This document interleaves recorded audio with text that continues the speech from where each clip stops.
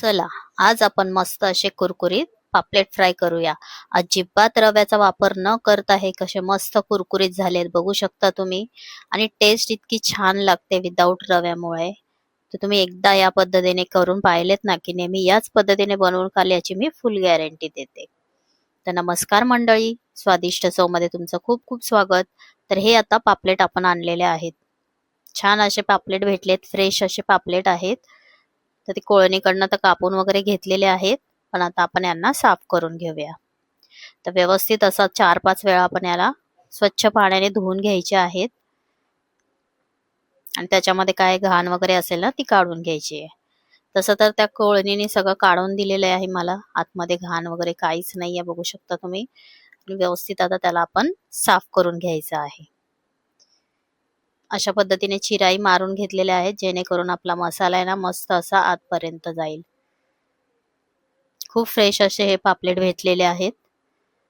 आता आपले पापलेट स्वच्छ असे धुवून झालेले आहेत. तर आपण त्याच्यामध्ये आता लिंबू पिळायचा आहे. तर इथे अर्धे लिंबू घेतलेले आहे मी. आता ते याच्यावर मस्त असे पिळून घेऊया. लिंबाने टेस्ट खूप छान येते, त्याच्यामुळे मी लिंबू पिळते. तुम्हाला जर लिंबू नको असेल तर तुम्ही कोकम वापरलं तरी चालेल. आता इथे आपला लिंबू पिळून झालेला आहे. तर आपण इथे आता चवीप्रमाणे मीठ घालून घेऊया. 1 ते 1.5 चमचा मी इथे मीठ वापरला आहे. पाव चमचा हळद आणि आता आपण लाल तिखट घेऊया. तर इथे मी 2 ते 3 चमचे मी लाल तिखट वापरला आहे, कारण पापलेट माझे जास्त पण आहेत आणि थोडेसे असे तिखट छान वाटतात खायला. आणि इथे मी आता काश्मीरी मिरची पावडरचा 1 चमचा वापरलाय, ज्याने कलर खूप छान येतो. आणि ही आलं लसूण पेस्ट. आता आपण हे सगळे मसाले व्यवस्थित चोळून घेऊया. आलं लसूण पेस्टनी टेस्ट खूप छान येते, तर नक्की वापरा. असं व्यवस्थित सगळीकडे मसाला चोळून घ्यायचा आहे. व्यवस्थित त्याच्या चिरा वगैरे केल्यात ना आपण, त्याच्यामध्ये मस्त असा आतपर्यंत हा मसाला गेला पाहिजे, म्हणजे टेस्ट खूप छान येते. तर आपण याला ठेवून देऊया 10-15 मिनिटांसाठी.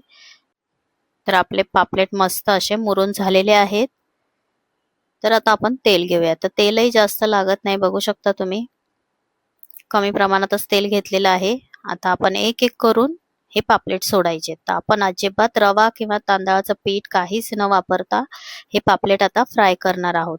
खूप छान अशी टेस्ट लागते अशा पद्धतीने फ्राय केल्यानंतर.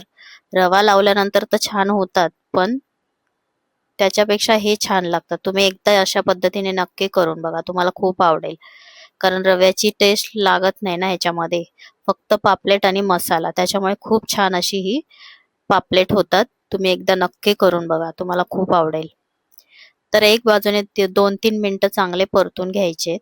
त्याच्यानंतर थोडंसं हलवल्यानंतर त्याला उलटं करून घ्यायचंय.